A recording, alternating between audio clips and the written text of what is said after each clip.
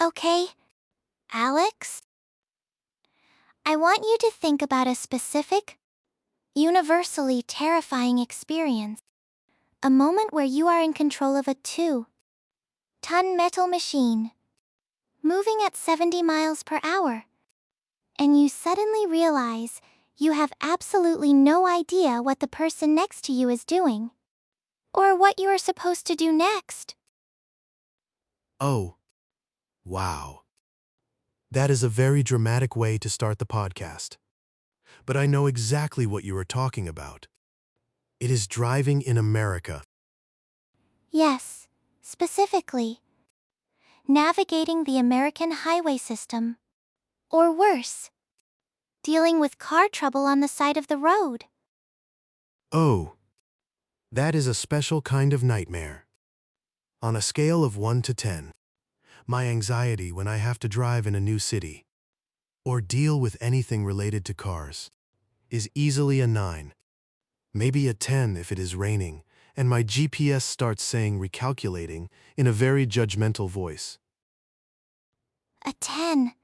That is incredibly high. You are an intelligent, capable adult. You manage complex software projects. You can negotiate contracts. But a highway on ramp makes you want to pull over, turn off the engine, and just live in the car forever? It is not just the on-ramp, Sophia. It is the culture of driving here. In my home country, public transportation is the main way to get around. If your car breaks down, you call a taxi or take a train. But here, the car is your lifeline. If you do not have a car, you are stranded. And the vocabulary, the unspoken rules of the road, it is a linguistic and psychological obstacle course. I completely understand that. Driving is stressful even in your native language. The traffic is unpredictable. People are in a hurry. And you have to make split-second decisions. Exactly, and in English, the vocabulary for driving is full of phrasal verbs and idioms that make zero sense if you translate them literally. Merge, pull over, blind spot, bumper to bumper, rush hour. It is a lot to process when you are already trying not to crash. It really is. And there is this unspoken pressure to just know how to drive like a local. Like, if you hesitate at a green light, the person behind you will immediately assume you are a terrible driver. Yes, that is exactly it. I had a terrible experience with this a few years ago. I had just moved here, and I decided I needed to buy a car. I bought a very reliable, very boring used sedan. I felt proud. I was an adult with a car. I love this. You were stepping into a new chapter of independence. And for the first few weeks, I stuck to the small, quiet neighborhood streets. I was doing great. But then, my friend invited me to a barbecue in the next town over, about 30 minutes away. The only way to get there was via the main highway. Ah, the highway initiation? Yes, I got in the car. I turned on the GPS, and I felt confident. I approached the on-ramp. The GPS said, "Merge onto the highway." Now, I knew the word merge. I knew it meant to combine or join together. But in that moment, with cars flying past me at 75 miles per hour, my brain circuited. Oh no! I can see where this is going. I was in the acceleration lane, and I was going maybe 40 miles per hour. The cars on the highway were not slowing down for me. They were just zooming past. I was panicking. I thought, okay, merge means to mix. Like ingredients in a bowl. I need to mix into the traffic. Laughs logically. That is actually a very creative way to interpret it. I was so nervous that I just slammed on the brakes in the middle of the on-ramp. I came to a complete stop. I put my foot on the brake. I looked left. I looked right. And I just sat there, waiting for a safe gap to mix myself into the traffic. Alex. No. You stopped on an on-ramp? I did, with total, sincere panic. I thought I was being cautious. I thought I was being a safe, responsible driver. But behind me, a line of 3 other cars had also entered the on-ramp, and they were all honking at me. I am losing my mind. I am actually crying. What did you do? I was sweating. I rolled down my window, and the guy in the car behind me leaned out and yelled, "Dude, you gotta go. You can't stop here." And I yelled back, very defensively, "I am waiting to merge. I need to find the right ingredients." Wiping away tears. I need to find the right ingredients. Oh. Alex? That is incredible. I wanted the asphalt to open up and swallow my boring used sedan whole. The guy just stared at me, shook his head, and swerved around me to get on the highway. I eventually worked up the courage to accelerate, but my heart was beating so fast, I thought I was going to pass out. I arrived at the barbecue, looking like I had just run a marathon. Okay. First of all, that is a hilarious story. Second of all, I promise you, that guy probably forgot about it 5 minutes later. Highway driving is chaotic, and people are always in a hurry. But you survived. You got on the highway, and you made it to the barbecue. Logically, I know that, but in the moment, you feel so foolish.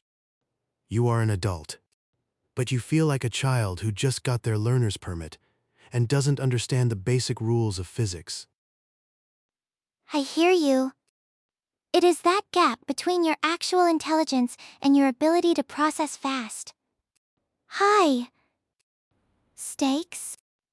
Idiomatic instructions in a second language.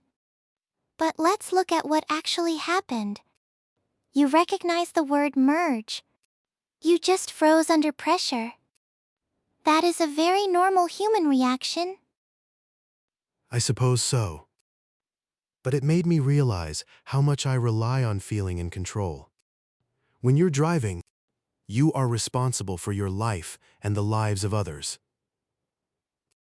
And when you add the language barrier to road signs or GPS instructions, you feel like you're losing that control. That is so true. And it highlights a really important point for our listeners. When we are put on the spot in a second language, especially in a stressful environment, like a busy highway, our brains default to literal translations. We panic, and we grab the first words we know. Exactly. So, please, Sophia, give me the toolkit. How do I navigate American driving culture without sounding like I am baking a traffic cake? Okay. Let's demystify this. The most common B1, B2 driving phrases are actually quite logical once you know the context. Let's start with the one that caused the trauma. Merge. It means to smoothly join the flow of traffic, usually by matching the speed of the cars on the highway. Got it. No ingredients required. Exactly. You accelerate to match their speed. You check your blind spot. And you slide in. Now, pull over. I know this one. It means to move your car to the side of the road and stop. But I always worry I'm saying it wrong. I sometimes say, I will park the car on the side, which sounds a bit clunky. Park on the side is perfectly understandable, but pull over is the much more natural, native, sounding phrasal verb. I need to pull over and check the map. Another huge one is rush hour or bumper to bumper. Yes, bumper to bumper. I love this idiom. It paints such a clear picture. The cars are so close together that their bumpers are almost touching. Exactly. And it is used to describe heavy, slow, moving traffic. I was late because it was bumper to bumper all the way home. And if you are driving and you suddenly realize you missed your exit, the natural phrase is, I missed my exit, or I overshot my exit. Overshot. I like that. It sounds very precise. What about when the car actually has a problem? Ah, the dreaded car trouble. The natural phrase is, my car broke down, or I'm having car trouble. Broke down. I used to say, my car is having a breakdown, which sounds like the car is having an emotional crisis. Laughs. My car is having an emotional breakdown. I love that. But yes, broke down is the standard phrasal verb. My car broke down on the highway. And if you need to stop because of an emergency, you turn on your hazard lights or flashers. Hazard lights. That is a great term. It sounds very official and safety-oriented. It is. Now, let's talk about the interaction itself. Because dealing with car trouble is not just about the vocabulary. It is about managing the conversation when you are stressed, stranded, and trying to ask for help. Yes, that is the hardest part. I had another situation. Actually, a few months after the highway incident, my car battery died in a grocery store parking lot. It was getting dark, and I had bags of groceries in the back. Oh, the classic dead battery. A rite of passage for every driver. Yes. I tried to start the car, and it just made this sad, clicking sound. Click, click, click. I knew what the problem was. The battery was dead, but I did not have jumper cables, and I did not know anyone nearby. So you had to ask a stranger for help. Yes. And I was so nervous. I saw a nice-looking older man walking to his truck. I decided to be brave. I walked up to him and said, "Excuse me, I am so sorry to bother you. My car is having a breakdown. The battery is sleeping. Do you have the wires to make it wake up?" The battery is sleeping. And wires to make it wake up. Yes. Alex. No. I said it with total, sincere desperation. The battery is sleeping. Do you have the wires to make it wake up? I am losing my mind. I am actually crying. What did the nice older man's face do? He stopped. He looked at his truck. He looked back at me. And he said, very slowly, "Son, do you need a jump start?" Wiping away tears. Oh, Alex? That is incredible. I was so confused. I said, "A jump start? No. Thank you. I do not want to jump. I am very tired, and my leg hurts from sitting in the car. I cannot breathe. You thought he was asking if you wanted to physically jump up and down? I did. I thought jumpstart was a weird, energetic way to say, "Do you want to exercise?" I said, "I cannot jump. I just need the battery to have electricity again." Laughing uncontrollably. Oh my gosh. Alex, that is top. Tier comedy. The man just started laughing. He laughed so hard he had to lean against his truck. He said, "No, no, buddy, a jump start. It means I use my truck's battery to give your car's battery a boost of power. Like a jump." And the penny finally dropped. The penny dropped so hard it broke the pavement. A jump start. It is not about physical exercise. It is about transferring electrical power. I felt my face turn completely red. I just said, "Oh, yes, a jump start. That would be wonderful. Thank you." Okay. First of all, that is a hilarious story. Second of all, I promise you, that man probably went home and told his wife. You won't believe the guy who thought a jump start was a workout. I know. It is humiliating. But it highlights a real problem. When we do not know the specific technical vocabulary, our brains try to create logical, descriptive phrases, and in English, those logical phrases often sound completely absurd. That is completely normal. A jump start is just one of those quirky English terms. It comes from the idea of giving something a sudden boost to get it going. Like a jump start to a project. But if you do not know that idiom, wires to make it wake up is actually a very creative and accurate description of jumper cables. Creative, maybe, but not something I want to say to a stranger in a parking lot ever again. Laughs? No, probably not. But this is a perfect example of why we need to talk about driving and car vocabulary. Because if you do not know these common terms, you will either feel lost, or you will end up refusing a workout from a helpful stranger. Please, Sophia, give me the toolkit. How do I handle car trouble without sounding like I'm talking to a toddler? Okay, let's demystify this.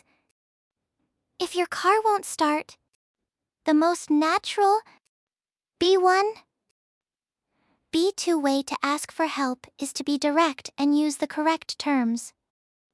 You can say, "Excuse me, my car won't start. I think the battery is dead. Do you happen to have jumper cables?" Do you happen to have jumper cables? That is so polite and specific. Exactly.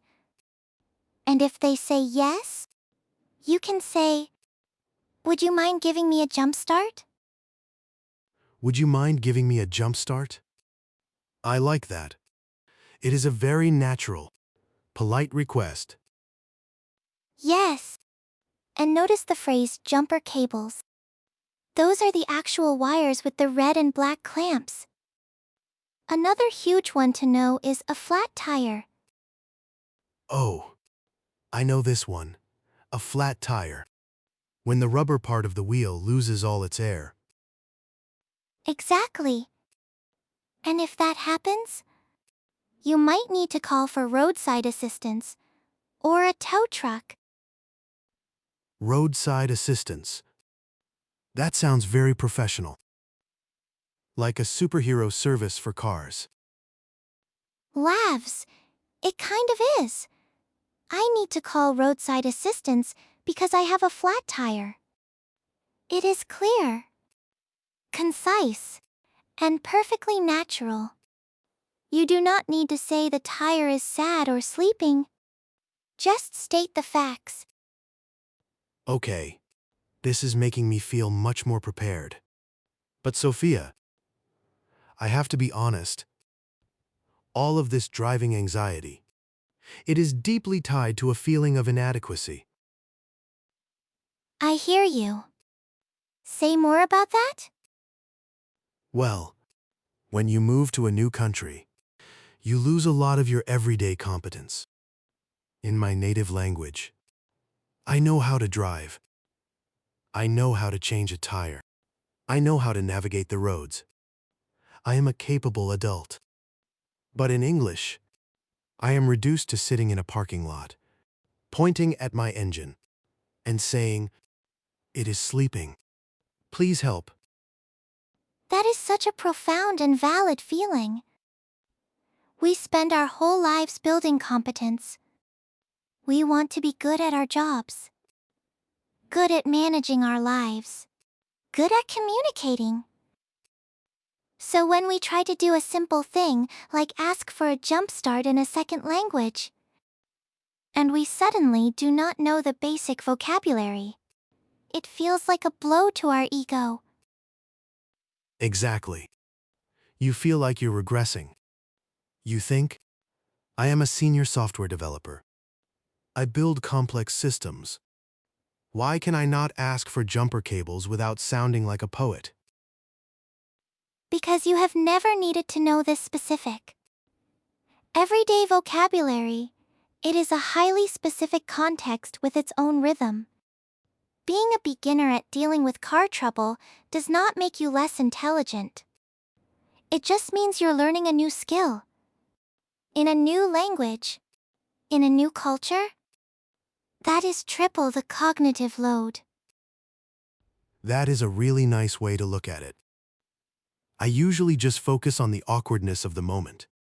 Like the time I went to a gas station, and the attendant asked, "Do you want me to check your oil?" And I said, "No. Thank you. I do not cook with oil." Bursts into laughter. Oh, Alex? No! You thought he was asking if you wanted cooking oil for your car? I did. I meant to say, "No. Thank you. I am fine." But my brain heard oil and thought of the kitchen. The attendant just stared at me and said, "Motor oil, buddy. For the engine." I am wheezing. I am actually crying. Motor oil. Buddy. That is the most perfectly deadpan gas station response ever. I wanted to disappear into the gas pump. I just said, "Right. Motor oil? No. Thank you." And I drove away, wondering why I cannot just speak like a normal human being. Okay. First of all, that is hilarious. Second of all, the attendant was probably just tired and appreciated the accidental humor. But you know what, Alex? You got your gas. You survived the interaction. And you learned a new word? That is a victory. I suppose so. I just need to remember that my worth is not determined by my ability to understand every idiom at a gas station. Exactly. Your worth is determined by the fact that you keep trying. You keep putting yourself out there. Even when it is uncomfortable. And that is incredibly brave. Now, since we are on the topic of car trouble and asking for help, I want to try something with you. A little role play. Oh no. I knew this was coming. My imaginary car is already making a sad clicking sound. It will be fun. I promise. And it is great practice. I am going to be a friendly, slightly busy stranger in a parking lot. You are going to approach me. Explain that your car won't start? and politely ask for a jump start. You are going to use your new phrases. Stay calm and not mention anything about jumping or sleeping. Ready? Okay. I am ready. No ingredients. No workouts. Just a normal human with a dead battery. Perfect. Shifts posture. Adopts a casual, slightly distracted voice. Pretending to load groceries. Clears throat. Approaches politely. Excuse me. I am so sorry to bother you. My car won't start, and I think the battery is dead. Do you happen to have jumper cables? Oh, yeah? I think I do. Let me check the trunk. Do you need a jump start? Yes. Please. A jump start would be amazing. I really appreciate your help. Breaks character. Smiling widely. Oh, Alex, that was absolutely flawless.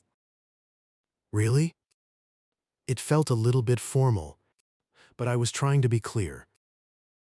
It was perfect. You stated the problem clearly. My car won't start. Battery is dead. You used the exact right vocabulary. Jumper cables. Jump start. And you were incredibly polite. I really appreciate your help. You sounded like a confident, capable adult who just happens to have a minor car issue. It feels much safer to have a script like that. When I'm nervous, I either stay completely silent and wait for a miracle, or I try to explain the science of batteries and end up saying something ridiculous. Laughs. The science of batteries is definitely not required here. But having a simple, clear phrase in your back pocket prevents the embarrassment and gets you the help you need. That is true. But Sophia, I have to be honest. Even with the right vocabulary, there is a moment in every car trouble situation where I just feel completely helpless. The I am stranded moment? Yes. Last year, I got a flat tire on a rainy Tuesday evening. I was on a quiet road, no cell service, and it was getting dark. I sat in the driver's seat, listening to the rain hit the roof, and I felt this overwhelming wave of frustration. I felt like I could not even handle a simple flat tire in my own life. I hear you. That feeling of helplessness is universal. Native speakers feel it too. Have you ever heard the phrase, a perfect storm? No. What is that? It is an idiom that means a situation where several bad things happen at the same time, making the situation much worse than it would be otherwise. Like a flat tire, plus rain, plus no cell service. That is a perfect storm. Laughs. That is terrible. But it makes sense. When everything goes wrong at once, and you are trying to communicate or solve the problem in a second language, it is a recipe for disaster. Exactly. And in those moments, the most powerful English phrase you can use is not a technical term. It is a boundary. You can say to yourself, I am frustrated, but I am safe. I will call for help as soon as I get a signal. I am safe. That is so simple. But it is so hard to remember when you are panicking. But it is the most important thing to remember. There is no prize for changing a tire in the pouring rain while having a panic attack. Waiting for the rain to stop, or driving slowly to a gas station to get a signal, is a sign of emotional intelligence, not weakness. That is a really nice way to look at it. I usually just force myself to fix it immediately, which leads to muddy clothes and more frustration. Exactly. Give yourself permission to pause. The flat tire will still be there in 10 minutes. And you will have a clearer head. And maybe a better cell signal. Cell service solves many car problems. Laughs. It really does. Now, since we are experts on driving survival, I want to do a quick rapid fire scenario game. Road trip edition. I will give you a situation, and you give me your immediate, natural response. No overthinking. Okay. My battery is charged, and I have left my cooking oil at home. Hit me. Scenario 1. You are driving on the highway, and you realize you are in the wrong lane for your exit. I would say to myself, okay, I missed my exit. I will take the next one and turn around. I would not try to merge at the last second. Perfect. Safety first. And a very natural use of missed my exit. Scenario 2. You are at a red light, and the car behind you is tailgating you, driving way too close. I would check my rearview mirror, make sure I am stopped safely, and ignore them. If they honk, I would just say, the light is red. I cannot go any faster. Excellent. Calm and factual. Scenario 3. You pull into a gas station, and the attendant asks, "Fill it up?" I would say, yes, please.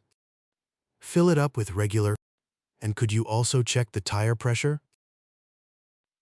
Yes, flawless. Fill it up is the exact right phrase. And asking to check the tire pressure is very proactive. Scenario 4. You are on a long road trip, and you need to stop for a break. Use the restroom, and get a snack. I would say, I am going to pull over at the next rest stop. I need to stretch my legs and grab a coffee. Gasps Alex. That is a perfect, emotionally intelligent, and natural response. You used pull over, rest, stop, and stretch my legs all in one sentence. That is B2 Feek 1 level communication right there. Really? I just used the phrases you gave me. And you use them perfectly in context. That is how language acquisition works. You hear it? You understand it, and then you make it your own. You should be very proud of that. I am. I am definitely writing stretch my legs on my imaginary dashboard. Please do. And you know, Alex, this entire conversation really highlights something important about the language learning journey. We focus so much on the big milestones. Passing a test, giving a presentation. But the real magic happens in these tiny, awkward, everyday moments. The tiny moments. Yes. The moment you ask for a jump start. The moment you realize fill it up means gas, not a bathtub.